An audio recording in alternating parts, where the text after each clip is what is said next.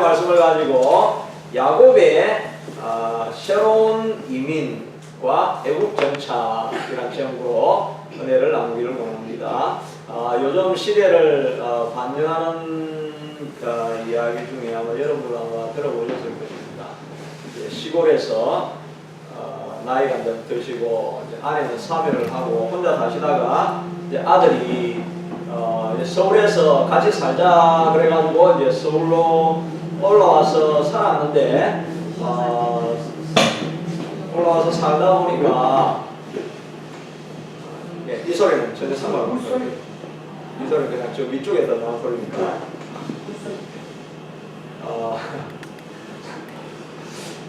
하여튼 그래서 같이 살자고 이렇게 살았는데 나이 들어가지고 아들 집에 서울에 아파트에 가보니까 완전히 이제 찬밥 신세가 된 것입니다. 그래가지고 자기가 가만히 보니까 제 우선순위를 보니까 1번은 며느리가 1번이고 2번은 손자, 3번은 아들이고 그 다음에 4번은 누구겠습니까? 4번은 이제 개, 집에서 기르는 애완견이고 5번은 누구겠습니까? 파출부. 그 다음에 6번, 자기 서열순위 6번이 자기들아 하는 것입니다. 이렇게 막 대접을 받으면서 이렇게 있으니까 내 얘기 못 살겠다 해가지고 이제 다시 시골 집으로 이제 내려가면서 이제 쪽지에다가 딱 적었다는 말 이제 여러분 들어보셨죠? 아들에게 보내기를 3번아 잘 있어라 6번은 간다 그랬다고 하는 것입니다. 여러분은 집에서 몇 번입니까?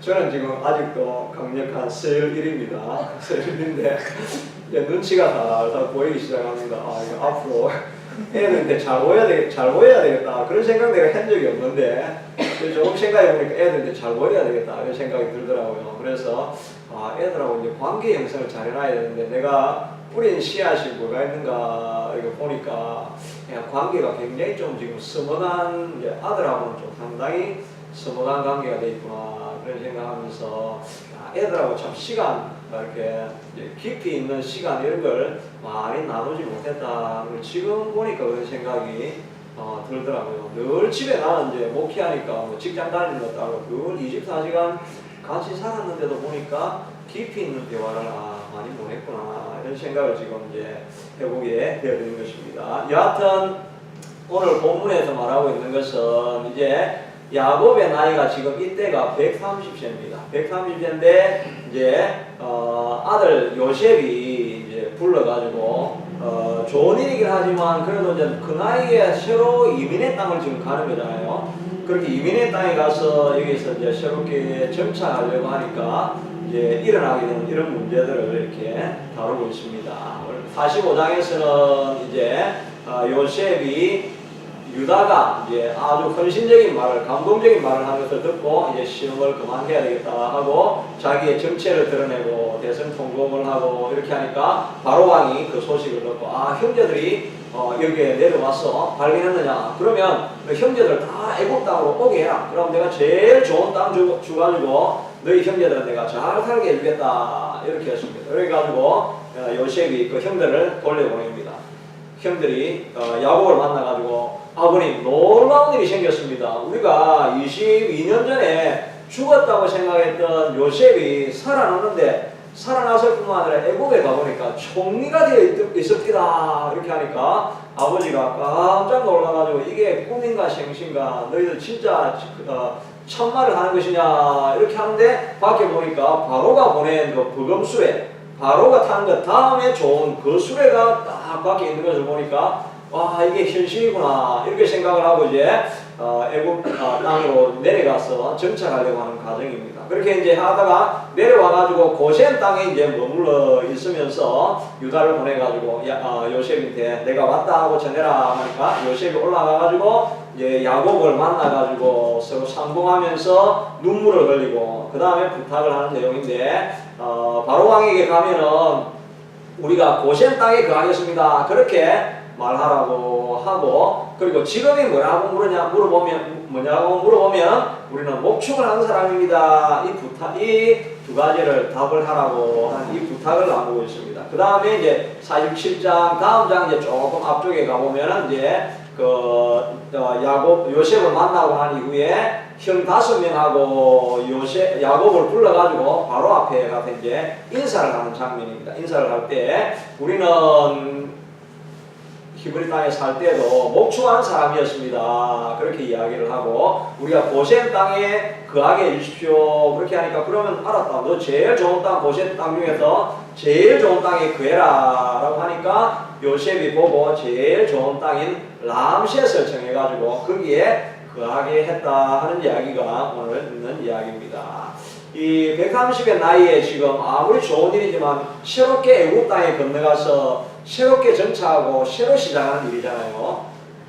어떻게 보면 또 우리 교회하고 이제 일치가 되게 우리도 이제 새로운 장소로 우리는 이제 리뉴 안 돼가지고 이렇게 옮겨와서 새롭게 또 시작하는 이런 환경 가운데 있다고 할 수가 있고 또 이제 우리가 이제 이번 주 이제 몇 주 지나면 1월 1일 이제 2019년이 시작이 되어지니까 새로운 땅으로 건너가는 거죠. 시간상으로 장소는 같지만 시간상으로 2018년에서 2019년으로 건너가면서 이제 새로운 일을 이렇게 해야 되는데 야곱도 이렇게 새롭게 정착하면서 어떤 일이 났는가 하는 것을 생각해 보면서 우리도 새롭게 시작하는 일, 새로운 환경 가운데 어떻게 새로운 길로 갈 수 있는가 하는 것을 살펴보려고 하는 것입니다. 첫째는 무엇이든지 새로운 일을 할 때 하나님께 물어보고 하나님의 확답을 얻고 새로운 일을 시작하라 하는 것입니다.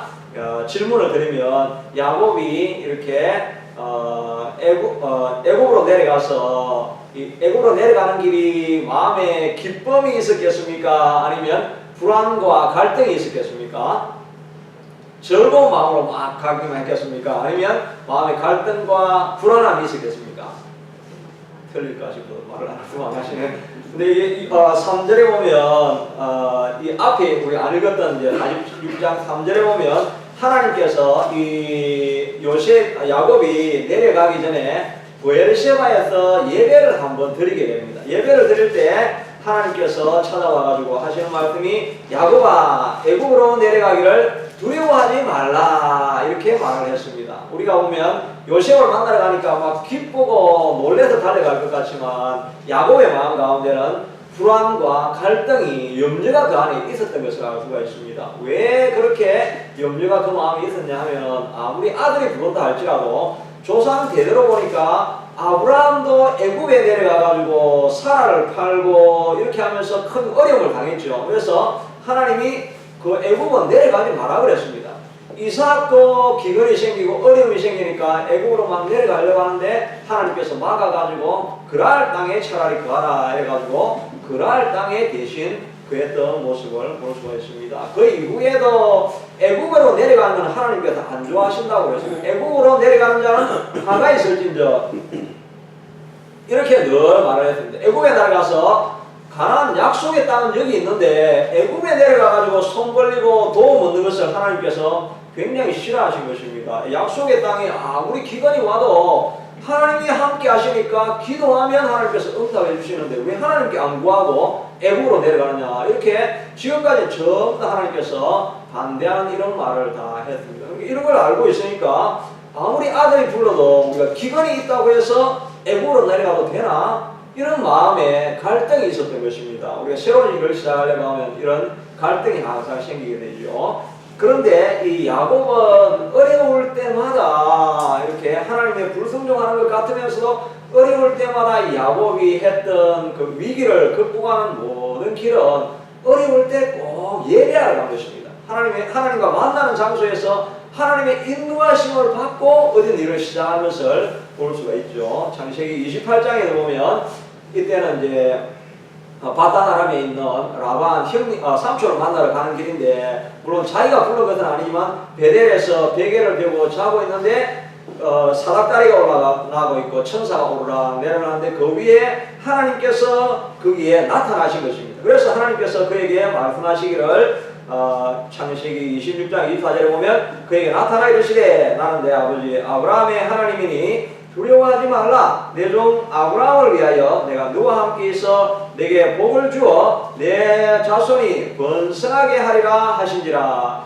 이 약속을 붙들고 그 다음에 바단 아람에 가서 생활을 한 것이라고 이렇게 할 수가 있는 것입니다. 어려운 일이 들 때 그는 하나님을 찾았던 것을 알 수가 있습니다. 그리고 이제 바단 아람에 있다가 형 에서를 만나러 다시 아래쪽으로 내려왔을 때 에서를 만나야 되는데 이제 정말 잘못하면 이야기를 들어보니까 400명의 군대를 끌고 와가지고 자기를 죽이려고 오고 있으니까 정말 일생일대의 위기가 아닙니까? 그렇게 하니까 처음에는 장기를 부리지만 맨 마지막에는 밤에 다 건너보내고 혼자 약복강에 앉아서 하나님 도와주세요, 하나님 살려주세요 하고 하나님을 찾기 시작하는 것입니다. 그렇게 하니까 천사가 와가지고 막 실험을 하면서 이제 끝까지 실험을 하는데 야곱이 기회니까 절대 천사를 놓지 않습니다. 놓으라고 했는데 절대 축복하기 전까지는 내가 놓을 수 없습니다 라고 하니까 지팡이로 쳐가지고 환도뼈가 부러집니다. 그리고 나서는 이제 하나님께서 내 이름을 이제 이스라엘이라 하라, 하나님이 통치하는 자가 될 것이다 라고 하는 그 약속을 붙들고 그 다음에 마음에 평안이 찾아오니까 하나님의 약속을 붙들면 마음에 평안함이 찾아오죠. 하나님의 음성을 듣는다는 이야기가 우리의 마음에 큰 평안이 임하는 것입니다. 이 평안이 임하니까 에서를 만나는데 전혀 스스럼 없이 자기가 제일 앞에 가가지고 형 에서를 맞으니까 에서의 마음이 바뀌어져가지고 서로 목을 얻어맞히고 울면서 회복하는 것. 하나님을 찾았죠. 어려울 때 하나님을 찾았습니다. 또 세겜 땅에서도 마찬가지죠. 디나의 거탈하는 그 사건 때문에 그 가족이 큰 어려움을 겪으니까 베델이 야곱이 결단을 하고 우리의 모든 우상을 다 버리라. 그리고 나를 만나 주셨던 하나님이 계셨던 베델 땅으로 올라가자라고 베델로 올라가서 예배하기 시작한 것입니다. 그러니까 예배하니까 하나님께서 보호해 주시고 주변의 사람들에게 다 두려움이 가득하게 하니까 자기들을 공격하게 하지 못하게 된 사건들이 있었죠. 그러니까 야곱은 어려운 일이 있을 때는 마지막에는 꼭 하나님을 찾아서 하나님께 은혜를 구하고 도움을 구한 것을 볼 수가 있는 것입니다. 우리도 이제 1월이 되면 새해 2019년을 이제 시작을 하게 되니까 우리가 어떻게 해야 되겠습니까? 새벽 예배하러 모여야 되겠죠. 새벽 예배, 특별 새벽 기도 할 때, 우리 첫 주는 좀 쉬고, 둘째 주부터 우리가 특별 새벽 예배를 우리가 할 때, 다 같이 모여가지고, 하나님, 1년을 살아갈 비전과 꿈을 내게 보여주시옵소서, 갈 길을 보여주시옵소서, 이렇게 기도하는 마음으로 우리가 기도하면서 하나님의 음성을 듣고 새로 시작해야 될 것인 줄로 믿는 것입니다. 그때는 여러분 기대를 가지고 하나님의 음성을 듣게 해달라고 다 새벽 예배, 특별 새벽 예배 다 모일 수 있게 되기를 바랍니다. 여기 브엘세바에 이제 야곱이 가지고 있으니까 제사를 드리고 하나님 앞에 예배를 하니까 하나님께서 그에게 확정되어진 말씀을 주는 것입니다. 46장 3절인데요. 읽었던 그 본문 앞쪽에 있는 거죠. 거기 보니까 하나님이 이르시되 나는 하나님이라 내 아버지의 하나님이니 애굽으로 내려가기를 두려워하지 말라. 내가 거기서 너로 큰 민족을 이루게 하리라. 내가 너와 함께 애굽으로 내려가겠고 반드시 너를 인도하여 다시 올라올 것이며 요셉이 그의 손으로 내 눈을 감기리라. 하나님의 약속이 뭐냐니까 네가 가면 나도 네가 가는 길에 함께 가주겠다. 이것보다 정말 큰 복이 없는 거죠. 이 확신이 들 때 정말 내 마음에 어떤 일을 하든지 담대함으로 할 수가 있는 것입니다. 요수아도 그 전국전쟁을 처음 시작하면서 하나님께서 반복해주는 이야기가 무엇입니까? 두려워 말라. 너는 마음을 강하게 하라. 내가 어디로 가든지 내 하나님 여호와께서 너와 함께 하시겠다라고 하는 이 약속이 있으니까 여호수아가 어떤 적이라도 겁나지 않고 다 물리칠 수 있게 되어진 것입니다. 여러분도 이 약속의 음성을 들을 수 있게 되기를 바랍니다. 그런데 요즘 이제 우리도 물론 우리가 다 하나님 음성 듣기를 원하죠. 그런데 이 옛날처럼 정말 하나님이 막 나타나가지고 환상 중에 야곱아, 요셉아, 뭐 이렇게 해라 이런 음성은 요즘 거의 잘 나타나지가 않죠. 그런 이제 이야기를 하시는 분도 있는데 그건 굉장히 아주 특별한 경우라고 할 수 있고 우리 대다수는 하나님의 음성을 언제 듣습니까? 그럼 우리가 성경을 읽을 때 혹은 기도할 때도 듣지만 이렇게 예배하러 모이는 자리에 예배하는 곳에 나와 있을 때 하나님께 음성을 듣게 되는 것입니다. 그러니까 우리 인생의 문제를 해결받기 위해서는 말씀이 있는 곳에 자꾸 나가야 되는 것입니다. 말씀을 통해 가지고 예배할 때 찬양하고 공동체가 같이 기도하고 또 공동체가 같이 말씀 듣고 하는 이런 과정을 통해 가지고 하나님께서 우리에게 주실 말씀을 허락해 주신다 하는 것입니다. 제가 몇 번 이제 그 말씀을 들었던 이제 간증이죠.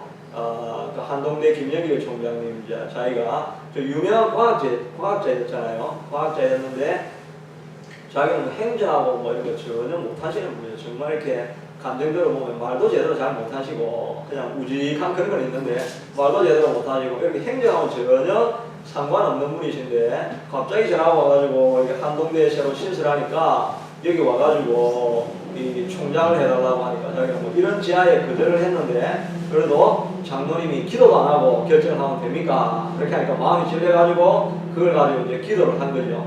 기도를 하고 이렇게 하면 자기는 못 간다고 생각했는데 미국으로 건너가려는데 패스포트를 잊어버린 것입니다. 패스포트를 잊어버려가지고 못 가니까 어쩔 수 없이 그날 예배를 보려고 가게 됐는데 예배 봤는데 그 설교 제목이 뭐냐니까 창세기 12장 그 아브라함의 부르심 나오는 거죠. 하나님 땅에서 처음 부르는 우리 땅에서 처음 부르는 그 본문이죠. 그 본문을 하면서 제목이 뭐냐니까 부르심과 순종 이 제목인 것입니다. 그 제목을 딱 보는 순간에 자기 마음에 전율이 찾아오고 말씀을 듣는 가운데 부부가 다 크게 울죠. 눈물을 흘리면서 이건 하나님이 부르심이다라고 하는 이 거부할 수 없는 확정이 생기니까 전혀 뭐 가야 될 그런 상황이 아닌데 결정하고 총장이 돼가지고 거기서 뭐 엄청난 고생을 굉장히 많이 하게 되어졌죠. 만약에 과학자로 있었다고 한다면 뭐 발명품을 많이 만들어냈을지 모르지만 이 하나님의 부르심이 있는 곳에 가서 고생을 엄청나게 했지만 그 이야기가 전국으로 다 퍼지지 않았습니까? 그래서 수많은 오고 오는 사람들에게 영감을 주는 그런 삶을 살 수 있게 되어진 것입니다. 그러니까 우리도 어떤 일을 하든지 간에 무슨 일을 하기 전에 하나님 앞에 예배하는 가운데 하나님의 음성을 들려주십시오 라고 하고 하나님이 주시는 음성을 듣고 나아가면 하나님께서 무슨 일이든지 형통하게 만들어주신다 하는 것입니다. 우리 요나 이야기는 잘 알죠. 요나는 하나님께서 야 너는 반드시 니느웨로 가서 회개를 시켜라 이렇게 하니까 지금 이야기를 하면 일제하고 같은 거죠. 일제 치하에 일본인인데 찾아가고 너 예수 믿으면 복 받고 구원을 얻는다 이 말을 하라고 하니까 이 애국자 이 요나가 절대 니느웨는 못 가는 것입니다. 아수르의 수도에는 못 간다고 해요. 도망을 가는데 보니까 마침 다시스로 가는 배가 딱 앞에 있는 것입니다. 이거는 정말 하나님의 인도하심이라고 생각을 한 거죠. 정말 가려고 했는데 제일 멀리 스페인까지 가는 이 다시스라고 하는 배가 딱 있으니까 이게 하나님의 인도하심이다라고 했지만 그건 자기 생각이었죠. 우리가 이럴 때가 참 많이 기도하지 않았는데 뭔가 일이 잘 풀리고 있을 때 그때는 우리가 조심해야 되는 것입니다. 그래가지고 갔다가 자기만 어려움 당한 것이 아니라 배가 전체다가 침몰할 위기까지 빠지니까 자기가 물속에 빠지고 고래배 속에 있다가 나와가지고 그 다음에 니느웨로 가라고 하는 니느웨에 가가지고 하기 싫은 일인데 하나님이 부르시는 대로 가서 일하면 일이 다 잘 풀리는 것입니다. 그럼 니느웨에 가가지고 그냥 하기 싫은 말이지만 그냥 지나가는 소리로 너희들 회개 안 하면 다 망한다 뭐 이렇게 하고 그냥 듣지 말라는 마음으로 했는데 그 한마디를 했는데 이방인들이 전부 다 회개하고 죄를 뒤집어쓰고 하나님 앞에 돌아오게 되어지는 것입니다. 이 정말 간단한 말 한마디 했는데 하나님이 하라고 하는 일을 하니까 이런 형통함이 일어나게 되어졌다 하는 것을 우리가 생각하면 우리의 삶 가운데서도 가장 빨리 가고 가장 멀리 가고 가장 편안하게 가는 길은 시작하기 전에 하나님께 물어보는 것입니다. 하나님의 음성이 들려질 수 있게 해달라고 우리가 기도할 때 그 음성을 듣고 나아가서 형통한 내년의 삶들이 다 될 수 있게 되기를 바랍니다. 둘째는 우리가 어디를 가든지 우리의 사명은 그의 나라와 그의 의를 구하는 일이다 하는 것입니다. 이 이민의 땅에 들어가면서 요셉이 부탁하고 있는 것은 딱 두 가지였습니다. 하나는 고센 땅에 거하게 해달라고 바로에게 부탁을 하라는 것이었고 두 번째 부탁은 가거든 왕 앞에 가거든 직업이 무엇이냐 이렇게 물어보면 우리의 직업은 목축입니다. 이 말을 꼭 하라고 이렇게 부탁을 하게 하고 있는 것입니다. 그래서 47장 그 다음 장이지만 4절에 보니까 이제 왕 앞에 가가지고 힘들이 말하기를 너희들이 원하는 것이 말하라고 하니까 원하건대 종들로 고센 땅에 살게 해주십시오 이렇게 이야기를 하고 있고, 그 다음에 46장 34절에 보니까 당신들은 이러기를 주의 종들은 어렸을 때부터 지금까지 목축하는 자들이온데 우리와 우리 선조가 다 그러하나이다 이 말을 하라고 이렇게 이야기를 한 것입니다. 46장 34절. 그 다음에 이제 47장에 보면 같이 왕이 네 직업이 뭐냐 하니까 우리가 그대로 말을 하는 것입니다. 우리 조상 때부터 우리는 목축하는 사람이었습니다 이렇게 이야기를 한 것입니다. 왜 이 두 가지 부탁을 꼭 하라고 이렇게 했느냐 하면은 이 고센 땅은 어디냐 하니까 제가 지도를 이렇게 찾아보니까 고센 땅은 명확하게 어디라고 하는 것은 좀 그냥 넓은 이렇게 지역이 그 지역인데 주로 분포한 지역이 어디냐 하니까 애굽의 북쪽 동쪽이니까 이 가나안 땅 가까이 가나안 땅하고 애굽 땅 경계 지역인 것입니다. 그러니까 들어가기는 들어가지만 거기에서 곧 가나안으로 건너갈 수 있게 되도록 그 예배 처소가 있는 가나안과 가장 근접한 곳에 머물러 있게 해달라는 이 부탁이었다는 것을 알 수가 있고, 두 번째 부탁은 무엇이냐니까 목축하는 사람이 되어야겠다. 우리가 목축을 합니다 이렇게 이야기를 하라고 했죠. 왜 그렇게 하라고 하냐니까 46장 34절 그 뒤쪽에 보니까 이렇게 목축하는 것을 애굽 사람들은 목축을 가정이 여기나니 당신들이 고센 땅에 살게 되리라. 애굽 사람들이 제일 싫어하는 직업이 또 가장 천하다고 여기는 직업이 뭐냐니까 목축이라고 하는 것입니다. 우리나라도 한국에 옛날에 양반이 있고 상놈이 있고 제일 밑에 내려가면 누굽니까? 제일 밑에 내려가면 백정이 있죠. 백정. 그 짐승 잡는 거, 도축하고 이런 것도 제일 이제 하층 계급으로 이렇게 본 거죠. 그러니까 애굽은 이제 농사 짓고 문화가 굉장히 발전한 모습이 있으니까 목축을 하게 되면 그 똥 치우고 가축과 같이 살아야 되니까 이 접촉할 수 없는 제일 천민계층에 있는 사람들을 이 목축하는 사람들이라 이렇게 본 것입니다. 이들이 자처해서 애굽 사람들이 가장 싫어하는 직업을 가지기를 원했던 이유가 뭐겠습니까? 그것은 애굽 땅에 들어가려면 우리는 결코 애굽 땅과 같이 어울릴 수 없다 하는 그것을 신앙의 순결을 지킬 수 있는 최선의 방법을 구하는 것입니다. 우리가 어떤 일을 시작하든지 간에 어떤 결정을 하든지 간에 우리의 마음속에 있어야 될 것은 내가 이 자업을 가지면 얼마나 돈을 많이 벌 것인가, 또 우리 자녀가 자업이나 뭘 구할 때 얘가 이렇게 하면 앞으로 얼마나 돈을 잘 벌고 승승장구할 것인가, 이게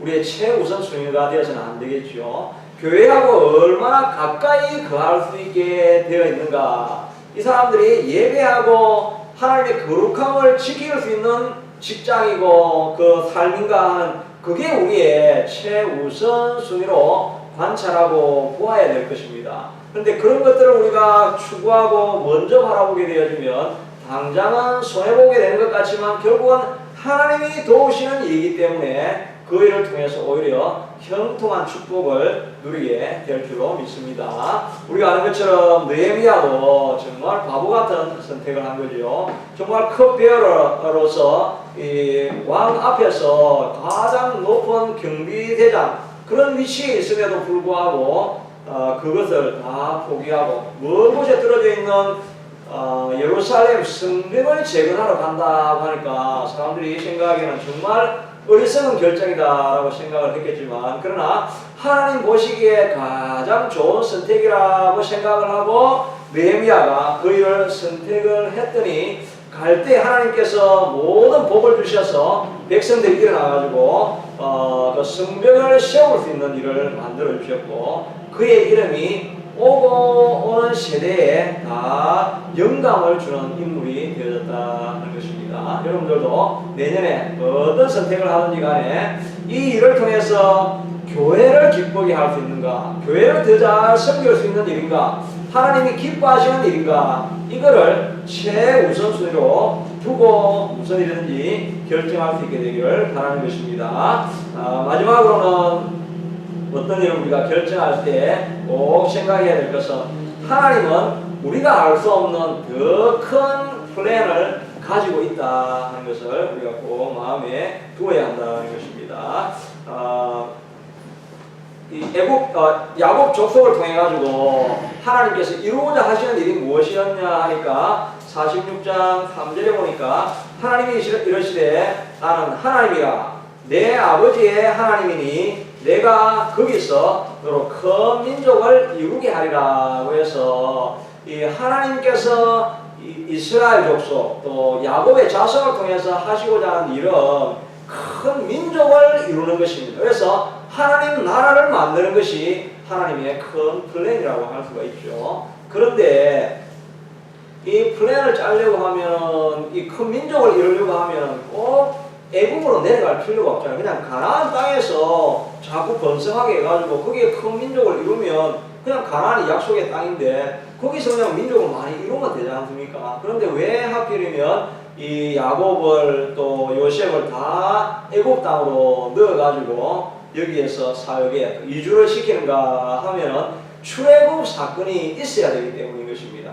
출애굽 사건이 있어야 문지방에 문설주에 어린 양의 피를 바를 수가 있죠. 그러니까 구속의 역사가 나타나게 되는 것입니다. 그리고 나서 홍해를 지나가면서 그 세례를 받는 과정이 있어야 되고 그 다음에 시나산에 들어가가지고 십계명을 받고 그 다음에 거기서 장막을 지어서 예배하는 처소를 만들게 되고 그렇게 하면서 이 땅을 살아가면서 그리스도인들이 예수 믿고 난 사람들이 구원을 어둠으로부터 구원을 받고 그 다음에 교회 생활을 어떻게 하고 삶의 코드가 무엇인지 이런 걸 만들어주고 배워갈 수 있는 과정이 꼭 필요한 것은 반드시 출애굽의 과정이 있어야 되기 때문에 이 야곱과 요셉이 애굽 땅으로 건너게 되었다는 것입니다.